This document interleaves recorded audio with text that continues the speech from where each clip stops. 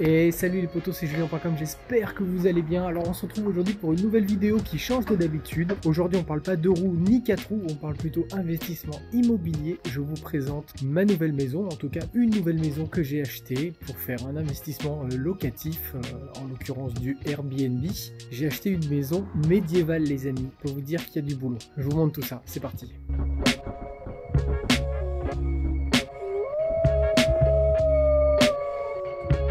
Il s'agit donc de cette maison blanche en pierre de tuffeau. Donc là on est en Touraine, dans le 37, Indre-et-Loire. Et pourquoi j'ai acheté cette maison? Parce que j'ai eu un énorme coup de cœur de par sa localisation, à côté de la tour de l'abbaye et à côté d'une ancienne abbaye. Et donc là vraiment on est en pleine zone classée. C'est très contraignant pour les travaux, mais c'est très joli. On a une petite tour, un petit stockage à grains de l'époque collé à la maison, une belle petite tour médiévale derrière. Et je vais vous montrer les particularités de la maison, c'est vraiment fou de chez fou. Donc là on n'est pas vraiment dans une vidéo, je vous montre pas à pas les travaux parce que j'ai pas que ça à foutre quand je fais les travaux dans cette maison. Là c'est plutôt pour vous montrer un petit peu l'avancement, donc je vais essayer. Si ça vous intéresse, vous me direz aussi en vidéo si ça vous intéresse que je vous publie des news de l'avancement de la réparation des travaux, de la rénovation de cette maison. Le but c'est de vous tenir informé de ce que je fais dans ma vie en dehors de l'automobile et des motos. Et là actuellement je rénove cette maison. Donc alors les 2-3 particularités de cette maison, je vous montre. Alors première particularité, cette maison elle est de 1850, elle a été reconstruite sur les ruines d'une maison qui était elle encore 200 ans plus vieille, donc je vais vous montrer les vestiges de l'ancienne maison. Mais le truc intéressant c'est que ce mur là les amis, il a 1200 ans, cette tour a 1200 ans et c'est le mur de ma maison. Alors ça c'est absolument incroyable. Donc là on voit que la pierre elle est là depuis longtemps et elle est pas prête de tomber, et c'est le mur de ma maison les amis. Donc ça c'est un délire. Alors à l'extérieur c'est cool, mais à l'intérieur c'est encore pire. Alors voici le jardin. Bon, comme vous pouvez le constater, il y a eu pas mal de démol de fait. On a une grosse dizaine de mètres cubes ici de tout ce qu'on a enlevé dans la maison. Donc ça semblait plutôt en bon état. Néanmoins c'était quand même pas mal moisi, pas mal pourri. Donc il a fallu gratter. Quand tu commences à gratter, tu découpes des choses, donc t'enlèves ce qui suit et ainsi de suite. Et c'est pour ça que là on est vraiment à un état très avancé de déplumage. T'as pas le choix. Voilà, quand tu fais de la rénov, surtout sur de l'ancien comme ça, qui n'a pas été habité depuis quasiment une dizaine d'années, forcément tu t'aperçois de choses pas cool. Donc on a été obligé de virer beaucoup de choses.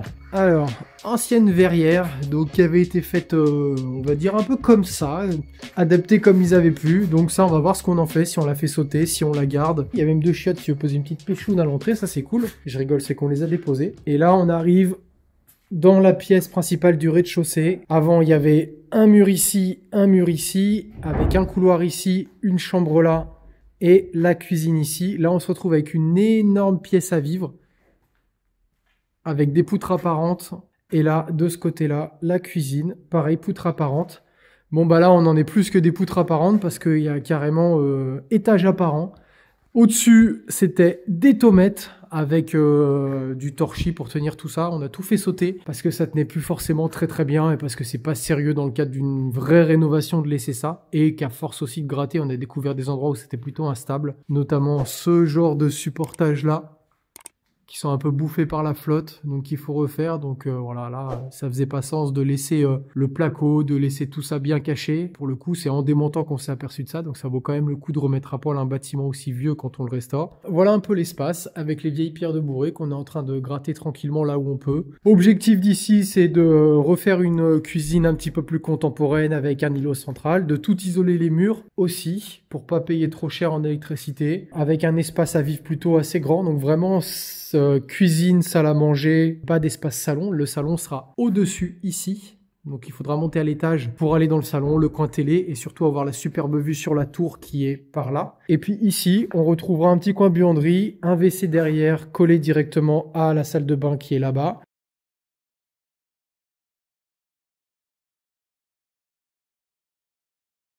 Et puis ici, une chambre. Parce qu'il faut toujours une chambre au rez-de-chaussée pour les locations. C'est toujours très intéressant pour les gens qui ont un certain âge qui ne peuvent pas monter les marches. Là, on retrouve les vestiges de la première maison, comme je vous disais. Donc là, c'est le mur le plus branlant de la maison qu'il faut reconsolider. Notamment ici, avec cette petite fissure-là et toute la descente de charge de la poutre et des étages au-dessus qui vient là. Donc ça, faut consolider, ça fait partie des surprises. Tout ça, c'était caché aussi. Je vous mets des vidéos du moment où j'ai découvert ce trou-là. Je me demandais quand même ce que c'était. Et en fait, c'est tout simplement l'ouverture de l'ancienne maison. Et ça, c'est quand même ouf.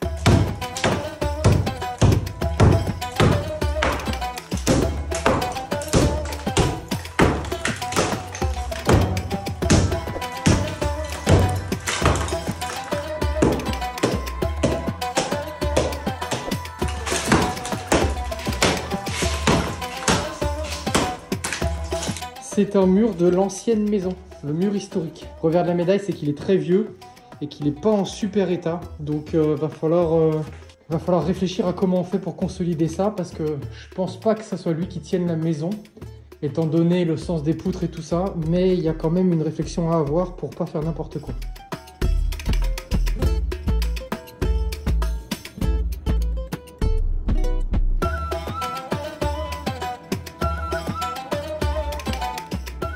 Ensuite, on arrive là, le coin salle de bain, qui est tout petit mais qui est tout mignon.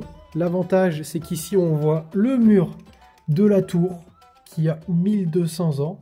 Donc là, si on regarde bien à travers ces petits trous-là, on est dans l'abbaye derrière. Là, on voit des meurtrières. Donc ça, c'est plutôt sympa. Et pareil ici, escalier, tout le mur de l'époque qui a 1200 ans. Donc naturellement, l'escalier va sauter aussi. Ça, c'est marrant d'avoir des pans d'histoire directement dans sa maison. Je trouve ça plutôt cool.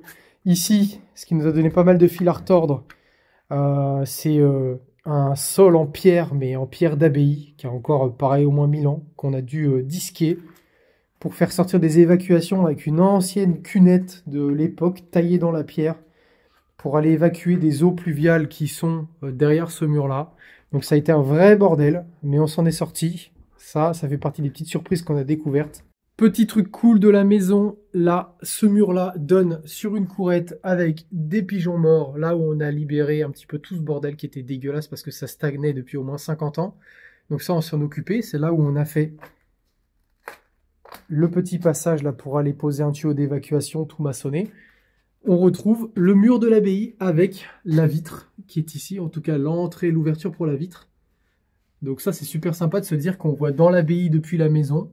Donc on modifiera cet espace-là, peut-être qu'on fera descendre une fenêtre un peu en bas et on mettra en lumière avec des éclairages. Ça, quand ça sera fini, ça serait vraiment sympa. Pour l'instant, c'est humide, gras, dégueulasse. Donc ça va nécessiter beaucoup de Karcher, beaucoup de désinfectants pour recliner tout ça. Parce qu'ici, c'est quand même le pays aux pigeons et ils en foutent partout. Alors une fois qu'on est en haut de l'escalier, on retrouve tout ce mur-là, pareil, vieux comme le monde, avec les petites ouvertures là pour les meurtrières. Ça, c'est super sympa. Donc ce mur-là, si tu veux, il est pas prêt de tomber. Là, on se retrouve dans le salon. Ce qui est très étonnant pour la maison, pour cette époque de maison, c'est les ouvertures qui sont immenses, qui font quasiment toute la hauteur.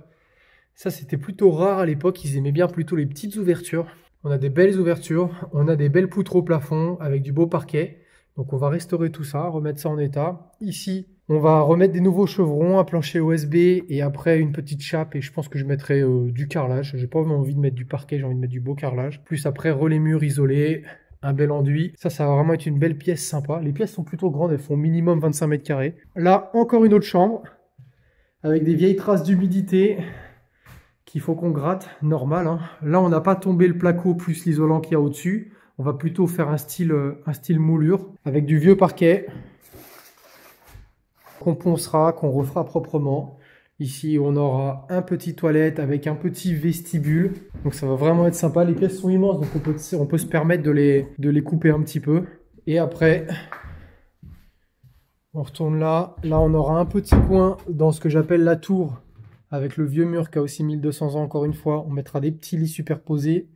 Et ensuite, on monte toute une petite série d'escaliers, enfin de marches, pour arriver à la pièce maîtresse. Belle petite ouverture. La pièce maîtresse, la suite parentale, donc super haut de plafond, où là il y a environ 50 mètres carrés. Où ici on va faire une belle suite avec une salle de bain, avec des ouvertures ici pour directement voir la tour. Donc on va mettre ça en lumière, on va éclairer la tour avec des spots et tout. Ça va être super cool. Un petit coin dressing, on va changer ça, les petits Velux, en tout cas les petits ouvrants par des beaux Velux. Une belle salle de bain ici à moitié ouverte. Ça va vraiment être très beau, les amis. J'ai vraiment hâte de restaurer tout ça. Il y a beaucoup de boulot, effectivement, quand tu regardes comme ça, il y a beaucoup de boulot. En fait, il y a beaucoup de boulot partout, ça c'est clair. En même temps, on le savait quand on a acheté la maison. L'objectif, c'est de s'en servir quand on revient le week-end par ici, parce qu'on a de la famille par ici en Touraine. Et c'est également d'en faire un Airbnb, comme je l'ai expliqué plus tôt, pour essayer de rentabiliser ce petit investissement. On est parti sur une petite année de travail, une grosse année de travail. Naturellement, je vais pas tout faire, on va pas tout faire nous-mêmes. Il va y avoir des artisans, donc c'est censé avancer même quand on n'est pas présent. Prochaine étape, parce que là, on a quand même pas mal déplumé la maison, donc on commence à être bon en termes de démolition. Ça va être de refaire ce sol, tout niveler. Alors, je peux pas garder les tomèques, le carrelage d'origine parce qu'il est trop abîmé. Il y a trop de décalage de niveau et tout ça. Donc, on va faire un beau réagréage, une belle petite chape pour remettre tout ça à niveau. Et ensuite, on va commencer à plaquer et à isoler. Ça nous permettra d'avoir des bons supports pour pouvoir tirer les câbles, les tuyaux et tout ça. Déjà, quand on aura plaqué tout ça avec une belle chape, ça aura déjà une autre gueule. Les amis, n'hésitez pas à me dire en commentaire si cette vidéo vous intéresse, si vous avez envie de voir la suite des aventures de cette rénovation, restauration. C'est vous qui allez définir s'il y a un épisode 2 à cette série. Je vous dis à la prochaine. Ciao.